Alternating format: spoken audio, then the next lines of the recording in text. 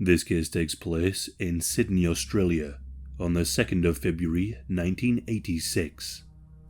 Anita Cobby was a 26-year-old woman from Sydney and was born on the 2nd of November 1956 to her parents Carry Lynch and her mother Grace Lynch. Anita was close with her family. They described her as beautiful inside and out. As a teenager, Anita participated in pageants, and she even won the Miss Western Suburbs pageant in November of 1979. Everyone who knew Anita said that she had the potential to become a model. Anita's mother was a nurse, and growing up, she didn't always have ambitions to follow in her mother's footsteps. But as she got older, she began to become more interested in the role and the opportunity to help people and to make a positive difference. After graduating, Anita embarked on her nursing journey, enrolling in a program at Sydney Hospital. Those who worked with Anita stated that she was a natural at the job, that she had a kind demeanour that put patients at ease. It was during her time there that she crossed paths with a fellow student named John Cobby.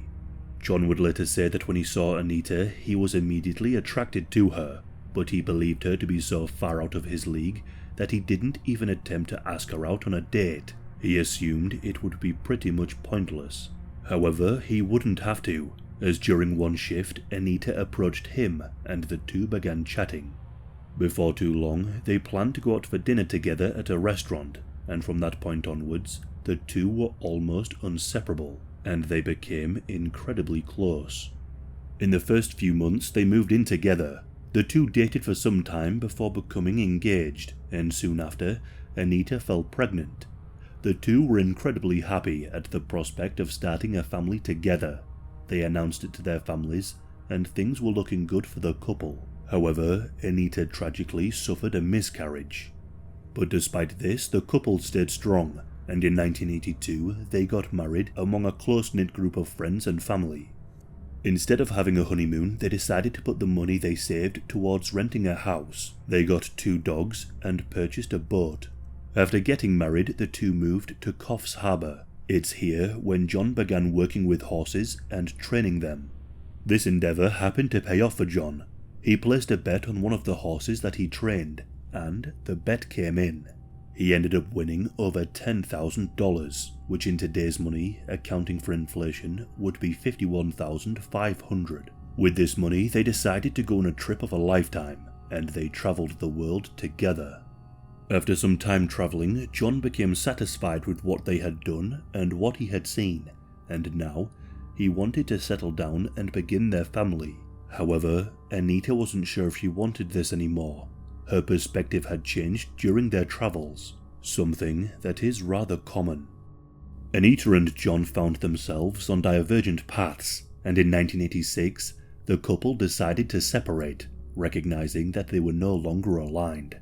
They both found the split to be difficult, but they believed it was the right decision, at least for the time. During their time apart, Anita remained devoted to her nursing career and was living with her parents in Blacktown. Despite the separation between Anita and John, they remained amicable, and they cared for each other deeply. John would later describe the split as just more of a break than an actual full-on breakup, and by January of 1986, they were even considering the possibility of getting back together again, but they were taking things slowly. The couple even began looking for houses together to continue their lives. On the 2nd of February 1986, Anita was working in Sydney. On this day, she had finished her work at the Sydney Hospital at 3 p.m. before meeting up with some friends for dinner in Redfern. Anita then caught a train from Central Railway Station to Blacktown Station. She would usually call her father to pick her up, but on this night, the phone box was broken and there were no taxis available. 2 witnesses would later recall seeing Anita after she left the train station. In the darkness, Anita walked home along Newtown Road in Blacktown, when all of a sudden, a gang of 5 men pulled up in a stolen car, coming to an abrupt halt right beside her. In a horrifying blur, 2 of the men lunged from the vehicle, forcibly dragging her into the car, while Anita screamed for help. The abduction did not go unnoticed.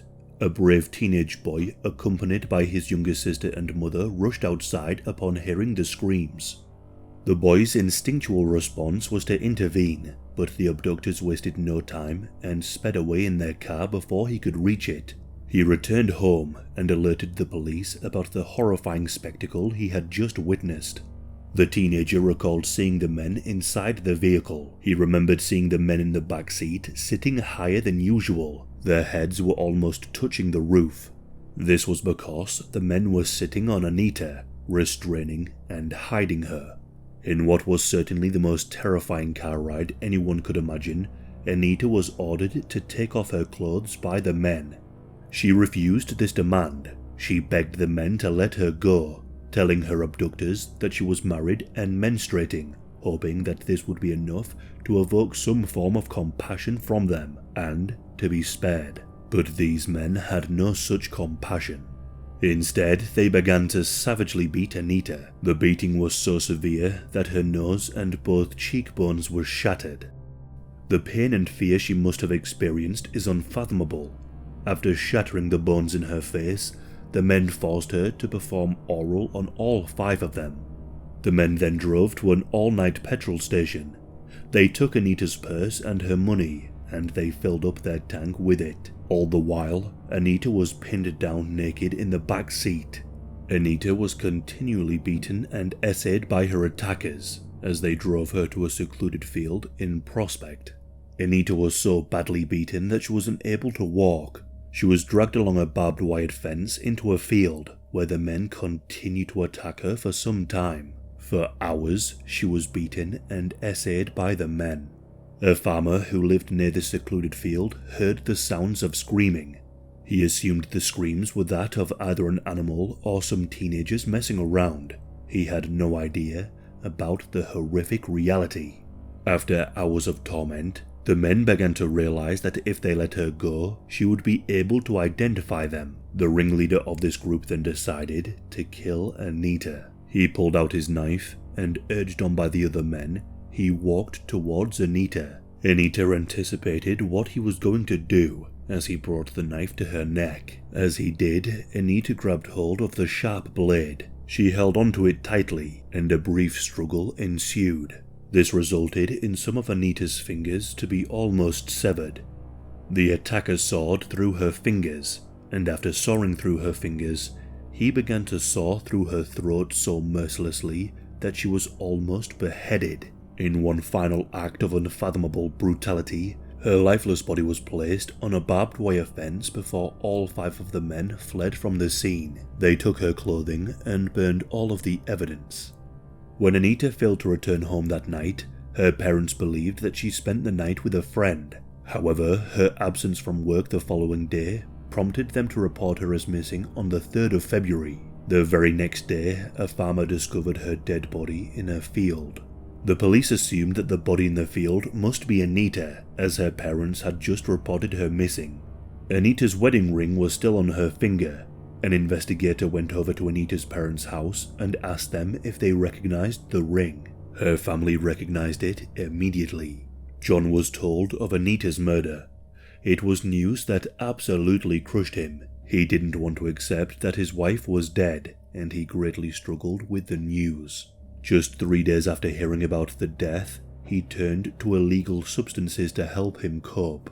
Officers got to work right away to find the killer or killers. But of course, in these kinds of cases, it is often someone the victim knows. A friend, a family member, a spouse. It was well known that John and Anita's relationship had been on the rocks. To many, it seemed all too obvious that John was the killer. Suspicion immediately fell upon him. Even those who knew John suspected that he was the one who took her life. Investigators pretty much felt like the case was closed, but they needed to prove that it was actually John who had killed her. They began to question him. However, their interrogation techniques, at least according to John, were rather suggestive and violent. They began telling John that he was guilty, that they knew it was him, and that he should do the right thing and confess. According to John, they even slammed him against the wall and against the floor. John did feel some guilt. He felt as if he should have been the one to pick up Anita from the restaurant. As if he did, none of this would have happened. But this is an incredibly unfair way to view the situation, and John bears no responsibility whatsoever for what those men did. But because of the guilt he already felt, the fogginess of his brain, the hours of questioning, the physical attacks, the constant blame, and how he should admit to it, John eventually admitted to the murder. He began to even question himself and thought that if the police were so sure of his guilt, then he must have done something. But things just didn't add up. As the police probed further into the horrific case, they began to realize that they were wrong about John. The series of events that led up to the murder didn't make sense, and John was ultimately ruled out as a suspect. John then spiraled into a deep depression as the investigation continued. Due to the barbarity of the crime, officers began to worry that those responsible could strike again if not caught soon. The funeral of Anita soon rolled around. The event was well documented by the media. The family would later recall seeing John break down, screaming and begging for Anita not to be taken away. In a move that was considered to be rather controversial, a radio host read out the explicit details from Anita's autopsy report live on air. This very much fueled the public outrage and galvanized the search for her murderers. The autopsy report was truly horrific. Anita's body had been so badly beaten that her injuries even shocked the most seasoned officer and coroner. The men had tortured her to a horrific degree. She had cuts on her body from being dragged over a barbed wire fence while she was still alive, several cuts to her neck, and her ear was almost severed. She had extensive and extreme bruising to her face, head, shoulders, leg, groin, back, and thighs. The attackers seemed to have specifically targeted her breasts and groin, as these were severely damaged. Her windpipe was severed, and her 3 fingers had nearly been totally severed. This was from when Anita defended herself from the attackers. In fact, it seemed that Anita fought incredibly hard for her life, as the coroner found many defensive wounds all along her arms and wrists. Her entire body was bloody and beaten. Her eye sockets were broken and both eyes were completely black. Both of her cheekbones were shattered and both shoulders were dislocated. There were also rumours that a knife had been used on Anita's genitals as a way to torture her, although the coroner later refuted this claim.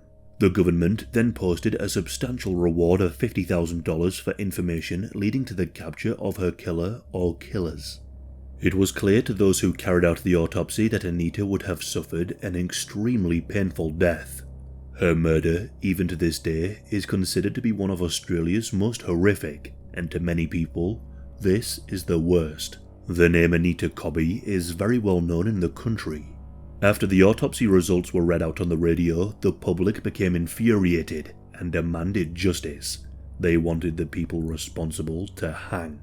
Investigators then retraced Anita's last known movements, hoping that reenacting her last days alive could trigger some witnesses to come forward. A crucial breakthrough came when a police informant tipped authorities off about a stolen car. This would later lead to the arrest of John Travers and Michael Murdoch. Travers admitted that he had stolen the car, but made conflicting statements about the murder and was detained in police custody. They believed that he was responsible, but they couldn't get a confession out of him. John Travers then requested that a friend be called, and the number of this friend was handed to the investigating police, who contacted the woman. The woman turned out to be John Travers' auntie and was dubbed Mrs. X. Mrs. X agreed to help with the investigation, giving authorities details of John's background. Despite being a relative, Mrs. X was disturbed and disgusted by what had happened to Anita Cobby. She believed that if John was indeed guilty of this crime, then he should face justice to the fullest extent of the law. In what became an ingenious undercover operation, Mrs. X agreed to record a conversation with both John Travers and Michael Murdoch. Both of the men admitted to the crime. This then led to the arrest of 3 brothers, Michael, Gary, and Les Murphy. All 5 men were charged with the murder of Anita Cobby. It was within 22 days of the murder that all 5 men were charged, with the police commended for their swift and efficient response. Michael Murphy and his brother Gary were the last to be caught, as they were on the run. They were eventually found, and when Gary was arrested, he was so frightened that he wet himself. A struggle ensued, and Gary tried his best to resist arrest. This resulted in his face being scraped all across the ground as he was arrested, causing great injury to his skin. Gary would later claim that the police did this deliberately. When the news broke that the men had been caught, hundreds gathered at the station. People were absolutely furious. Some officers were even worried that the mob that had gathered would try and drag them into the streets and to seek their own justice. So now the killers were caught, but there was a haunting question that gnawed at the public's collective conscience. Just who would commit a crime so unimaginably cruel? The ringleader of the gang was John Travers, only 18 years old at the time of the murder. John had a long history of criminal activity. He was the oldest of 8 children and was raised in poverty in Blacktown. By the age of 14, he was already an alcoholic and was expelled from school. When his father left the family in 1981, John relied on petty crime to provide for his family before his mother's health deteriorated so severely that he and his siblings were sent off to live with foster families. Most disturbingly was John's history of violent behaviour that would foreshadow the brutal murder of Anita Cobby. He displayed violent impulses towards men, women, and often animals. It is alleged that he would essay birds that he would steal before butchering them and cooking them. He would also essay lamb and sheep before butchering them and roasting their carcasses. Michael Murdoch was John's childhood friend and criminal associate. He spent a large portion of his youth in juvenile prisons, where he experienced extreme violence. The trial of Anita Cobby's murder began in Sydney on the 16th of March 1987. As they were marched into the courtrooms, crowds gathered, many pointing at Gary as he walked in and saying, "That's the coward who wet himself." The prosecution presented a compelling case against the accused.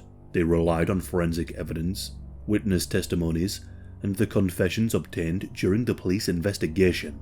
The defense for the accused mounted various strategies, including attempting to cast doubt on the reliability of the confessions and the forensic evidence. Also, during the trial, Gary's defense lawyer attempted to paint him in a sympathetic light due to the beating he had received during his arrest. One of the officers who had arrested him was brought into the courtroom. Gary's defense lawyer questioned the officer, demanding to know why Gary's face had been all scratched up. The officer replied, "It must have happened when I had my boot on his head." The defense argued that the confessions were coerced and that the forensic evidence might not be conclusive. The trial was a spectacle, with the public closely watching on in hopes that justice would be served. After a lengthy and emotional trial, the jury returned its verdict. John Travers, Michael Murdoch, and the Murphy brothers were all found guilty of abduction, essay, and the murder of Anita Cobby. They were all sentenced to life in prison without the possibility of release. It also came to light that in the weeks before he killed Anita Cobby in February of 1986, John Travers also put a knife to the neck of a 17-year-old in Western Australia and forced himself upon him. The two attacks were almost identical, but the 17-year-old's life was spared. Despite the maximum sentences, many of the public found this to be too lenient. The public wanted them to suffer the same fate as Anita, or at the very least, have them executed. There were images of some of the killers smiling after being charged, clearly having zero remorse for their hideous crime. The lack of remorse angered the public a great deal more, leading to further calls for them to be put to death. Following the tragic loss of their daughter, Anita Cobby's parents joined forces with the parents of another murder victim, and together they founded the Homicide Victim Support Group, a community organization dedicated to aiding families dealing with heinous crimes.